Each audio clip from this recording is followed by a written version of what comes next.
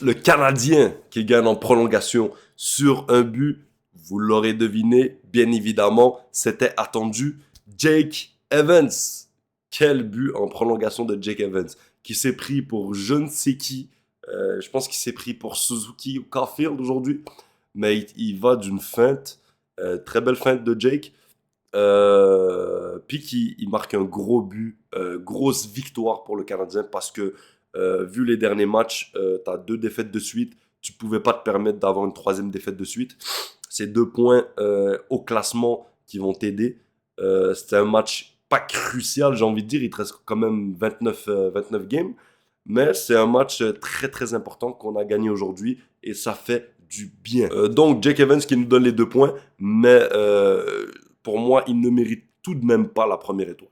La première étoile de ce match, c'est Jacob Dobeš. Dobeš, Dobeš, Dobeš. Parce que les gens le critiquent, les gens lui manquent de respect. Et pas que les gens, sa propre équipe. Martin Saint-Louis, l'organisation du Canadien, lui manque de respect. 4 victoires de suite pour Jacob Dobeš, gardien recru de 24 ans. Qui en a sa première saison. Et 4 victoires de suite, et dites-vous que ça fait 7 jours qu'il n'a pas joué. Hein? Ça fait 7 jours que le gars n'a pas joué. Le gars, il gagne 4 victoires de suite, et tu donnes des... bon, j'ai pas envie d'être négatif. On va pas parler de Montembeault, on va rester sur Dobeš. Dobeš mérite beaucoup plus de respect de la part de l'organisation du Canadien. Parce que avec ce qu'il y a, même si c'est pas le gars le plus rassurant. Même aujourd'hui, il a connu un très bon match. Il a fait des saves incroyables. Mais il y a des moments où tu te dis, qu'est-ce qu'il fout? Genre, il y a des moments, sérieusement, tu le regardes, pas qu'il panique, mais il fait tellement des gestes brusques que tu paniques, il te donne pas confiance. Mais à d'autres moments, il va te faire des arrêts où tu vas dire, ah ouais, quand même. Et là, tu reprends confiance en lui. C'est un gardien qui a une technique à lui-même. C'est un gardien spécial. C'est un gardien qui est pas comme les autres. Mais c'est pas parce que t'es pas comme les autres que t'es pas bon. Tu comprends? Donc Dobeš a sa manière de jouer, a son style, a son style à lui-même, mais c'est pas pour autant qu'il est mauvais. Et aujourd'hui, on le voit, 4 victoires de suite, 16e victoire en 24 matchs. Dobeš, jusqu'à preuve du contraire, est le gardien numéro 1 du Canadien. Arrêtez de...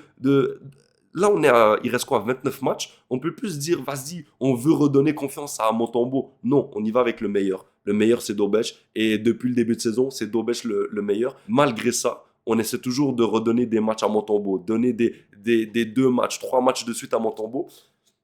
Parce qu'on espère qu'il va revenir à son meilleur niveau.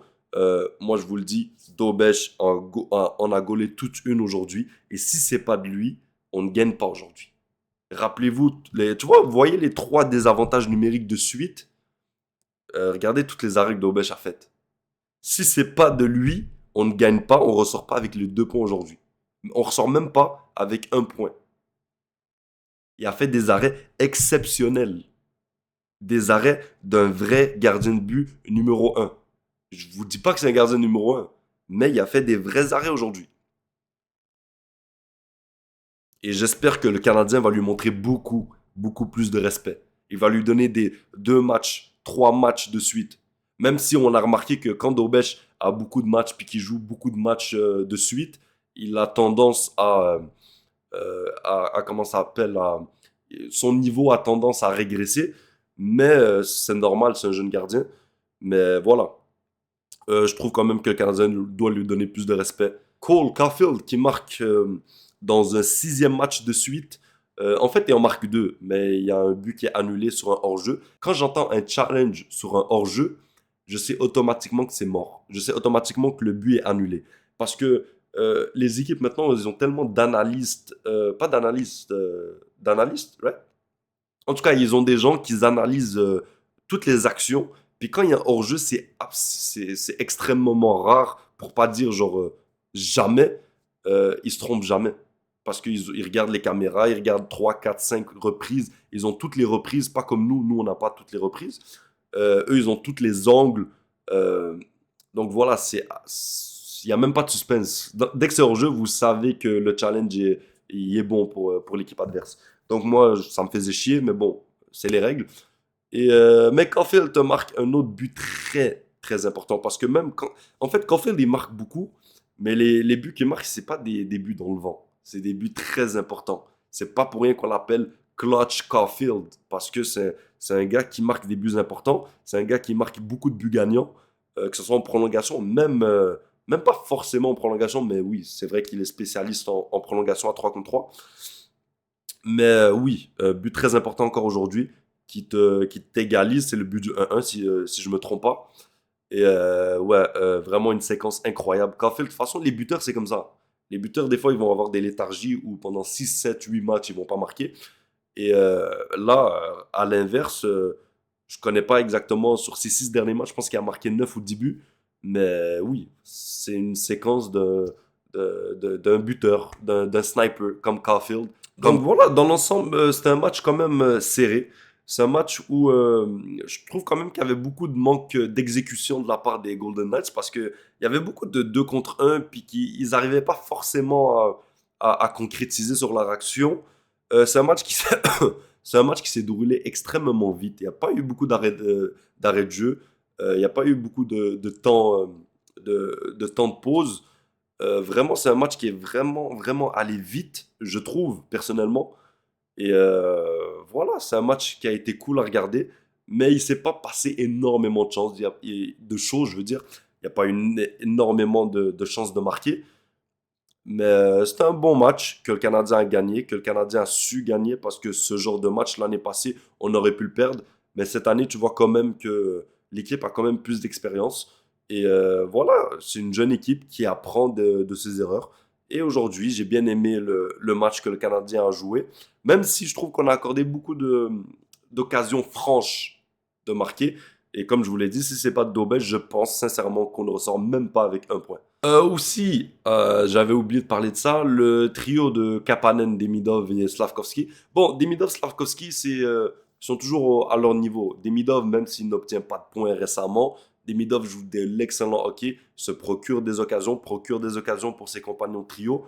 C'est le Demidov qu'on connaît et c'est le Demidov qui continue à progresser. Slavkovski, je trouve qu'il joue un petit peu moins bien qu'il y a une semaine, par exemple, mais c'est toujours un très bon Slavkovski qu'on est en train de voir. Lui que je trouve qui est vraiment, vraiment, vraiment en dessous, c'est Kapanen.